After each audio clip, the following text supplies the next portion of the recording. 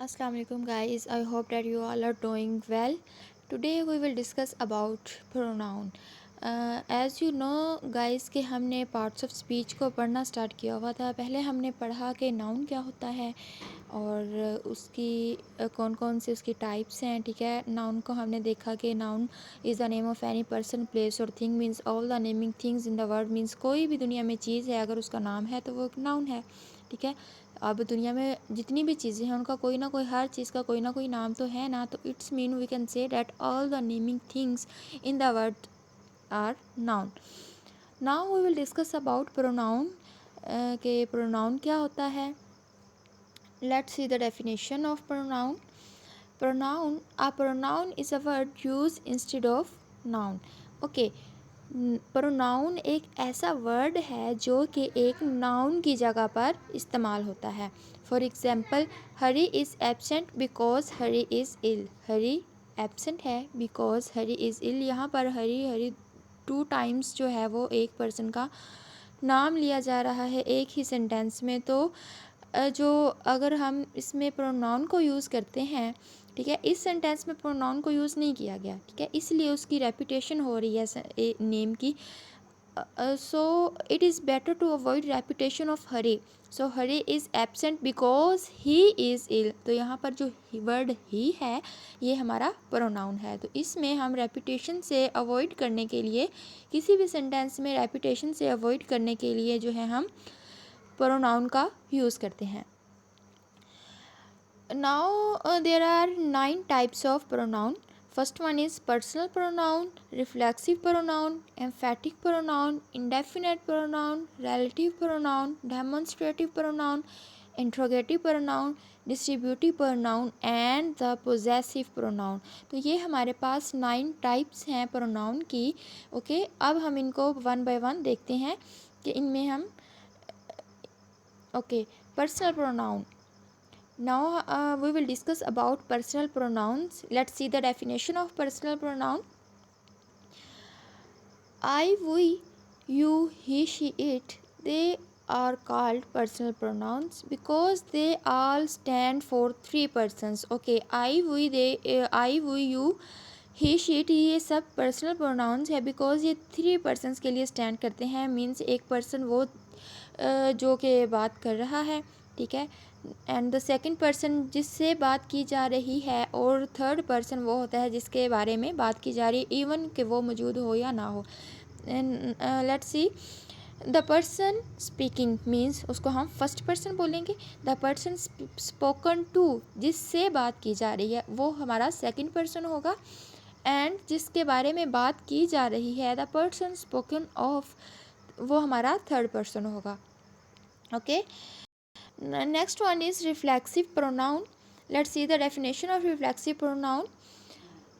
It represents the action performed by the subject is on the subject itself. Okay, means ये present करता है कि एक subject जो है सेंटेंस में वो एक्शन परफॉर्म कर रहा है, तो उसका जो रिएक्शन है वो सब्जेक्ट के ऊपर ही आएगा।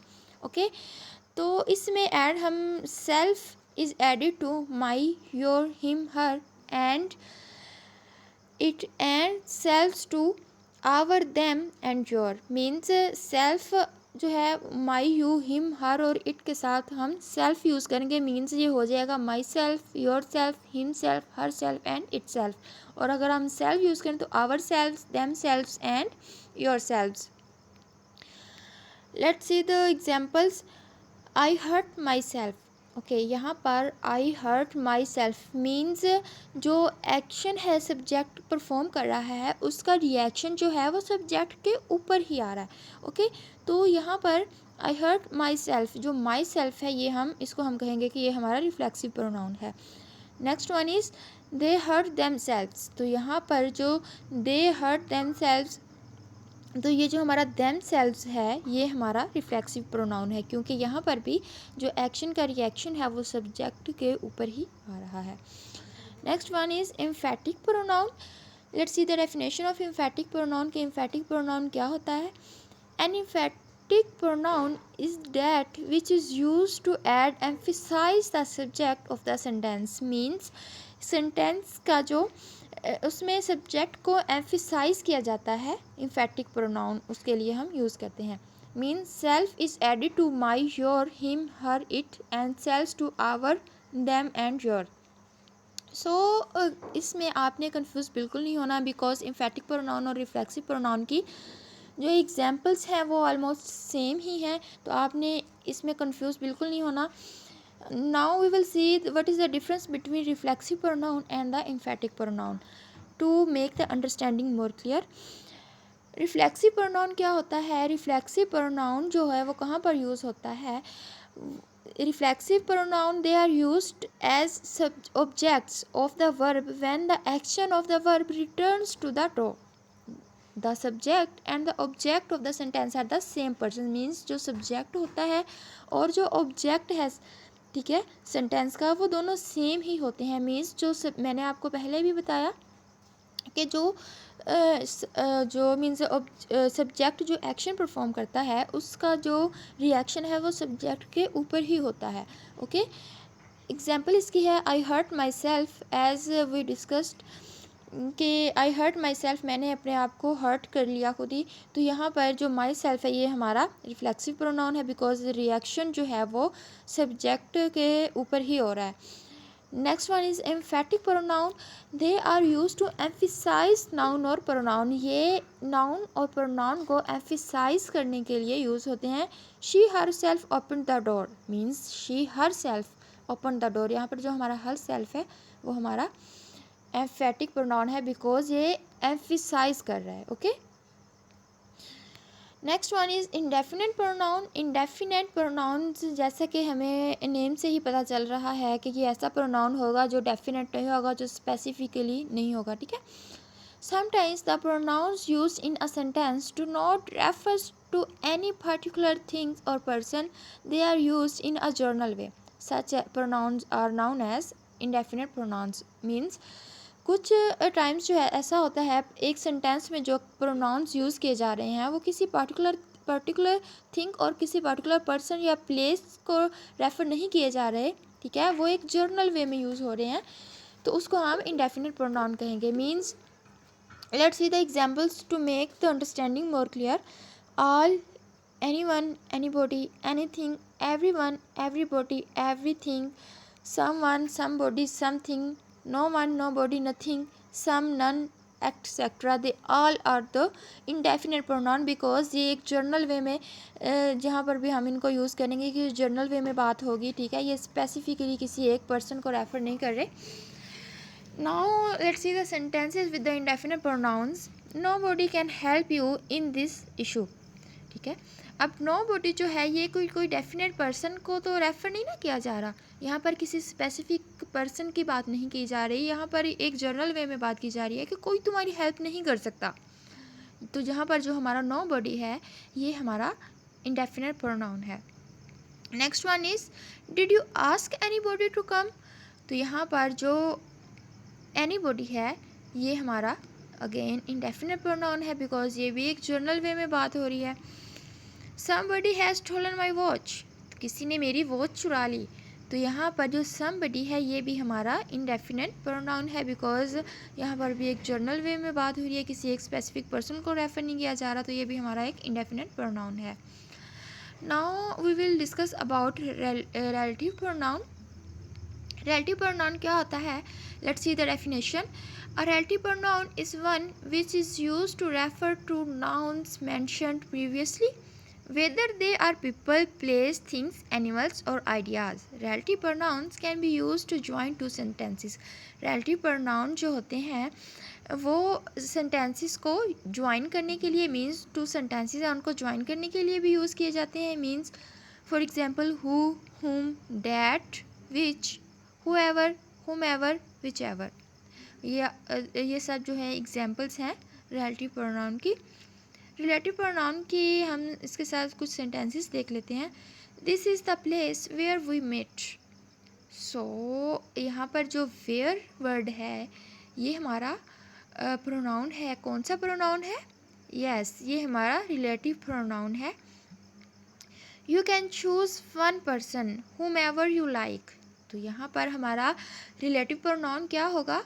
You can choose one person, तुम एक पर्सन का इंतखाब कर सकते हो। whom एवर यू लाइक, यहाँ पर देख रहे हैं आप कोमार है, तो यहाँ पर दो सेंटेंसेस को ज्वाइन किया जा रहा है बाय यूजिंग whom एवर, तो ये हमारा रिलेटिव प्रोनाउन होगा।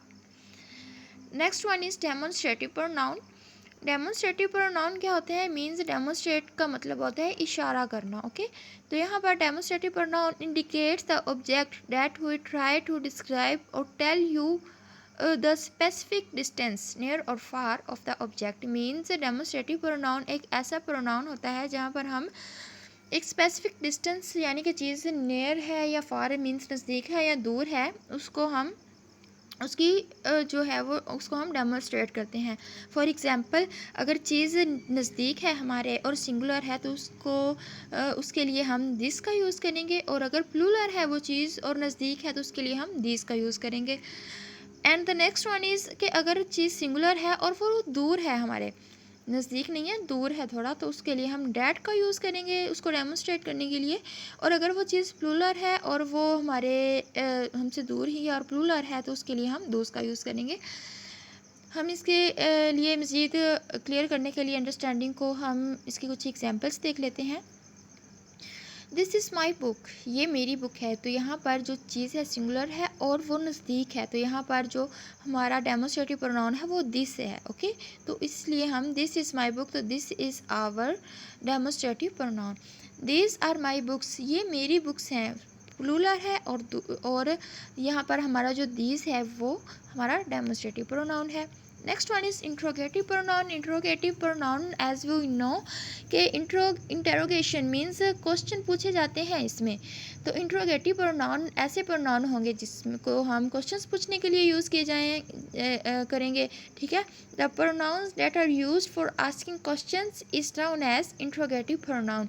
ऐसा प्रोनाउन जो कि क्वेश्चंस को पूछने के लिए यूज़ किया जाता है उसको हम इंटेरोगेटिव प्रोनाउन कहेंगे। For example, what, who, which, whose, whom, etcetera, ये तमाम हमारे जो हैं वो इंट्रोगेटिव प्रोनाउंस हैं। Let's see the examples to make the understanding more clear. Who is there, यहाँ पर जो हु यूज़ हो रहा है ये हमारा इंट्रोगेटिव प्रोनाउन है। व्हाट डू यू वांट, तुम्हें क्या चाहिए, यहाँ पर भी क्वेश्चन पूछा जा रहा है। व्हाट जो है ये हमारा अगेन इंट्रोगेटिव प्रोनाउन है। विच आर योर बुक्स, तुम्हारी बुक्स कौन सी हैं, तो ये भी हमारा जहाँ पर जो विच है ये क्वेश्चन पूछने के लिए यूज़ किया जा रहा है, तो ये भी हमारा इंट्रोगेटिव प्रोनाउन है। Now, what is the difference between relative pronoun and the interrogative pronoun? Relative pronoun, it is used to connect clauses or phrases to a noun or pronoun. Means जो noun और pronoun के साथ closes और phrases जो होते हैं उनको connect करने के लिए यूज़ किया जाता है। रिलेटिव प्रोनाउन मीन्स रिलेट करता है, as you can understand with the name. Relative pronoun ऐसा प्रोनाउन होता है जो कि कनेक्ट करने के लिए यूज़ किया जाता है किसको, फ्रेजेस और क्लोजेस को नाउन और प्रोनाउन के साथ। एग्जाम्पल देख लेते हैं। A man who lost his wallet could not by his groceries, तो यहाँ पर क्या है, रिलेट किया जा रहा है। ठीक है, a man who lost his wallet could not by his groceries, तो यहाँ पर ये हमारा रिलेटिव प्रोनाउन है who. Next one is interrogative pronoun. Who is Mohan, तो यहाँ पर जो हु यूज़ हो रहा है वो हमारा जो है वो क्वेश्चन पूछने के लिए यूज़ किया जा रहा है, तो ये हमारा इंट्रोगेटिव प्रोनाउन होगा।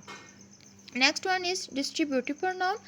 The pronouns which refers to person और things one at the time are called the distributive pronouns, तो ये हमारे डिस्ट्रीब्यूटिव प्रोनाउन कहलाते हैं जो कि रेफर्स करते हैं पर्सन और थिंग्स को एट अ टाइम, इसको हम डिस्ट्रीब्यूटिव प्रोनाउन कहते हैं। और ये प्रोनाउन जो होते हैं हमारे डिस्ट्रीब्यूटिव प्रोनाउन ये ऑलवेज सिंगुलर होते हैं, they are always singular. For example, neither, either, each, none, etcetera. Sentences जो हैं वो डिस्ट्रीब्यूटिव प्रोनाउन के साथ, each took it in turn, जो हमारा ईच है यहाँ पर ये डिस्ट्रीब्यूटिव प्रोनाउन है। Neither of the girls was late, okay, तो नीदर जो है ये हमारा इस सेंटेंस में डिस्ट्रीब्यूटिव प्रोनाउन है। And the next one and the last one is possessive pronoun. So possessive pronoun क्या होते हैं? The pronoun which shows the possession और ownership is called possessive pronoun. ऐसे प्रोनाउन जैसे पोजेशन शो करते हैं ना, मिल्कियत जाहिर करना जिसको हम बोलते हैं, उसको हम कहेंगे कि ये पोजेसिव प्रोनाउन है। For example my, mine, hers, yours, our etcetera means जो अपनी मलकियत को जाहिर करने के लिए जो प्रोनाउन हम यूज़ करते हैं उसको हम पोजेसिव प्रोनाउन कहते हैं। Okay, so students, I hope कि आप सबको मीन समझ आई होगी लेक्चर की। मैंने बहुत ही आसान वे में, बहुत आसान एग्जांपल्स के साथ, बहुत ही आसान वर्डिंग में आपको समझाया। फिर भी अगर कोई क्वेश्चन हो, you can ask me in the comment session. Video अच्छी लगी हो तो लाइक ज़रूर कीजिएगा, कमेंट, शेयर और चैनल को सब्सक्राइब ज़रूर कीजिएगा। मिलते हैं हमारी नेक्स्ट वीडियो में एक और पार्ट ऑफ स्पीच के साथ। तब तक अपना ख्याल रखिएगा। अल्लाह हाफिज़।